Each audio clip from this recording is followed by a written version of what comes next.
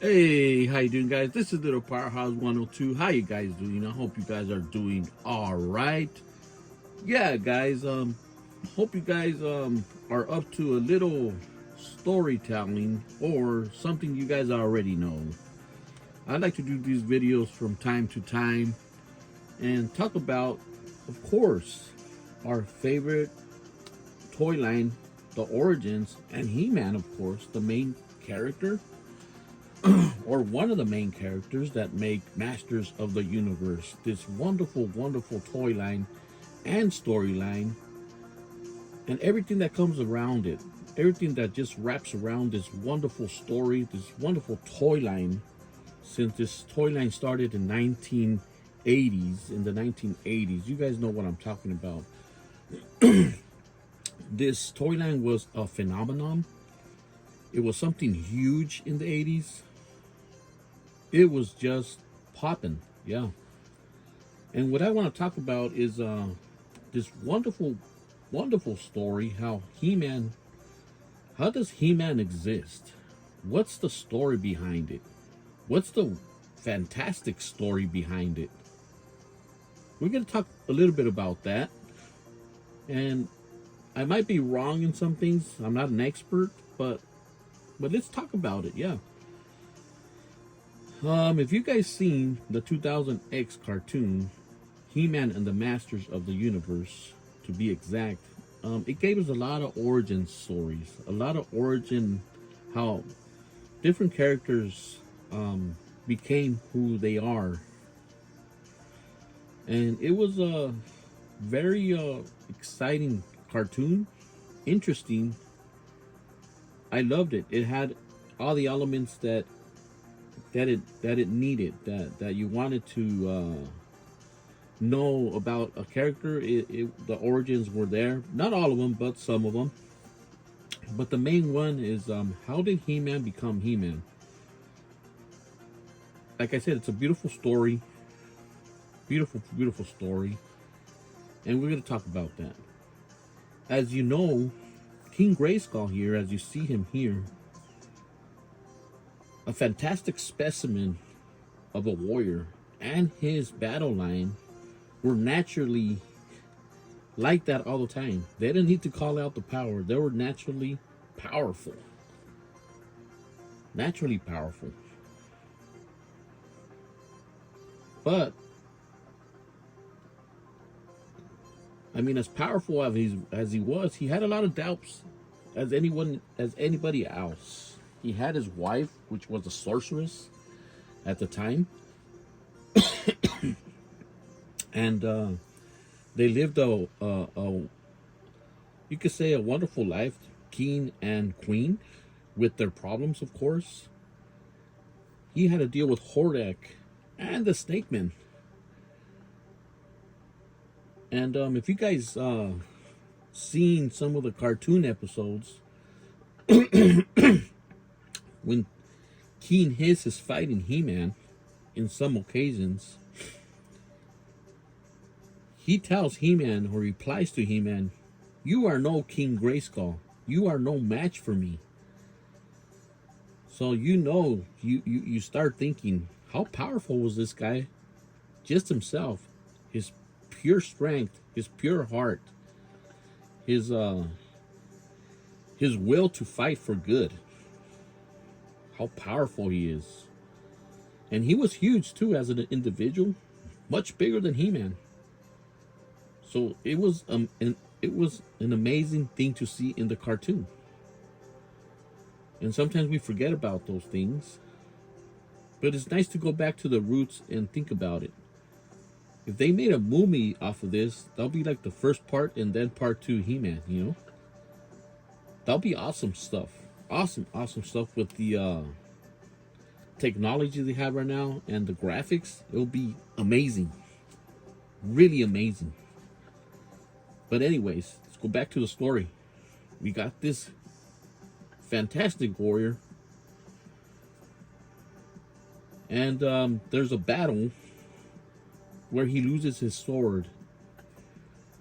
And he puts a lot of faith in his weapon, which is his sword. And And he's all, well, how am I going to defeat this entity Hordak without my sword?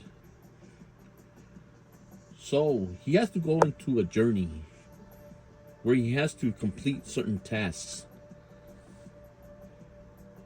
And he goes with his steed, his battle line. Very powerful. Like I said, they don't have to call it power for anything. They're powerful as it is. So they go on to this journey.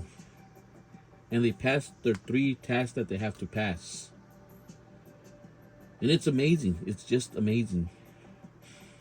And he gets to, when he's passing when he's doing his test, he's proving himself that he has passion, he's brave, and he's intelligent. That's what you need to go into battle. We need those things. Of course, he was afraid, so that it makes him human. But if you have all those elements, you're ready to go to battle. So he gets to the place he has to go with his wizard. And it's funny because this wizard looks like Arco, but it's not Arco. And so he passes his tasks. And he does his tasks, his test, and he goes back to the wizard, and he's kind of confused. He goes, well, I'm back with you, so why did I go through all that and I'm back here again? So that's kind of confusing. And you know, and it's weird, you know. So this wizard comes with his sword, and he says, oh, my sword, I didn't think I was going to see my sword again. I thought I've lost it. So this wizard tells him, you know, this is your sword. And he asks, well, how am I going to defeat Hordak? He told me this is where I'm going to get the power. The power to defeat this entity. And this wizard just tells him, King Grayskull, you have the power. You always have the power. You showed love, compassion, and you showed intelligence throughout your journey. So you have the power you've always had. So he's still confused. Go, all right, I have my sword, and he says I have the power, and I must have the power. So he goes back to his castle. Yeah, he goes back to his castle, to his wife, and they're just waiting for this guy to show up with his army. So he has a sword. Like I said, these guys are powerful as they are. They don't need to call the power to anybody. So this guy comes along. He's there, ready to fight King Grayskull, ready to defeat him with his army and his minions. And this guy's ready. He's brave, but I know he's scared though. But he's gonna confront them. And he gets on his steed, and he starts rushing into, you know, the army of Hordak, and he defeats most of them. He defeats all the army. And when he runs through that army, these guys look huge besides those little warriors. Like I said, these guys look huge. And when he starts getting really next to Hordak, when he goes through the army, Hordak lashes him with some blasts and sends him back all the way to his castle. And he drops both of them. And with the power within him, he gets up in front of his castle. And he starts calling out the power. He actually says, I have the power. And you see the power coming onto him. A lot of power. I don't know how that happens. I don't know what's the story behind that, but the power comes down to this guy, King Grayskull. and he gives it all to Hordak and the rest of his army, and starts sending Hordak to another dimension. What's that dimension called? I forgot the dimension. Demos, something like that. But he sends Hordak to another dimension. But before he leaves to that dimension, before he sends them to a dimension, he wounds King Grayskull enough to kill him, enough to demolish this guy. So, you know, this guy is powerful, really powerful. And we know that Skeletor defeats him, but that's another story. I mean, he trains him and all that stuff, but you know, and he defeats Hordak. But we don't want to go out to that storyline. But what I'm saying, I mean, Hordak defeated the Snake Man in those times, so you know damn well this guy is very powerful. And like I said, King His, we're going in a little circle here, has told He-Man several times, "You are no King Grayskull." Like saying, "How dare you challenge me?" So he respects King Grayskull's power. This guy. So what I'm saying now, we're going back to the Battle of Hordak. He wounds King Grayskull enough to kill him. So King Grayskull, you know, dies, but he lives his spirit of power on his sword. That's how he lives through out many, many years, decades. There is other He-Mans that exist after him that protect Grayskull, but those are other stories. I guess that's where you know, the Savage He-Man comes in, and Hero. I guess that's the time of King Grayskull as well, but we really don't have a story behind that. That would be pretty cool to see if these guys really share together moments, or after he died, he came along. You know, if you guys know that would be cool to know. But what I'm saying, this is a beautiful story of this warrior and his wife, the Queen. And all the elements are there: love, action, and defeat. Everything is there. It's a very beautiful story. If you guys haven't seen that origin story in the cartoon line, you guys have to see it. And it's really, really awesome. So after decades of being deceased, we have Prince Adam, the ancestor of King Grayskull, and he is handed the sword when a new threat has arrived, which is Skeletor. And that's how we got He-Man.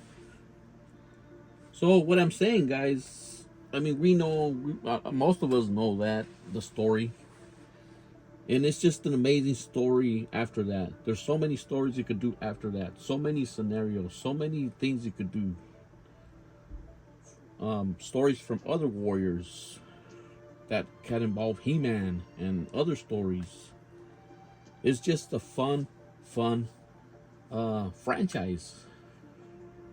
You know, it's just amazing. You could do so many things, and it's really fun. I mean, there's magic, there's technology, a lot of weapons, and of course, a lot of warriors, and a lot of magic.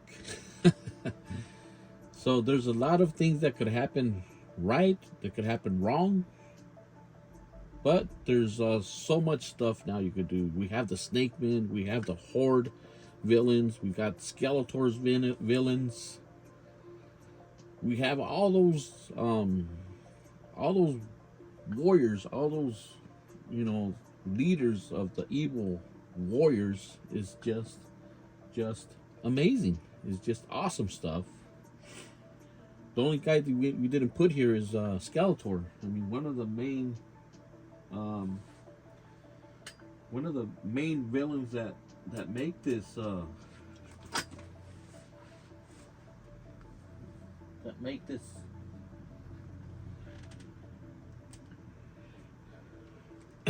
this storyline what it is.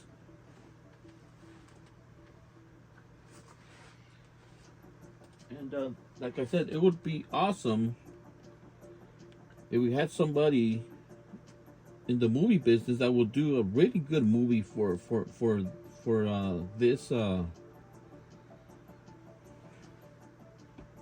this franchise. We need somebody that will do justice for us as fans anyway. And here is our He-Man our main villain, our most powerful villain, more intelligent villain, we could say, because he's the one that survives, and the story goes along in space, then they come back to Eternia. So this guy is out there for the long run. So yeah, guys, hope you guys enjoyed this little storyline, this little story. I know I probably didn't say it how in order, in the right, correct order, but close enough. And I hope you guys enjoyed it. I really enjoy this line a lot. I really do. I mean, I love the buck of this of the figure. Even the cartoon line, they're amazing. The 5.5-inch figures, almost 6 inches, is just perfect. And everything that comes with the story and what you guys could do as your imagination allows you to do, and what you want to see and what you want to hear. Just amazing stuff, guys. Just amazing. All right, guys. Like I said, I hope you guys enjoyed this little story. And like I say all the time, this is Little Powerhouse 102. And I'm out.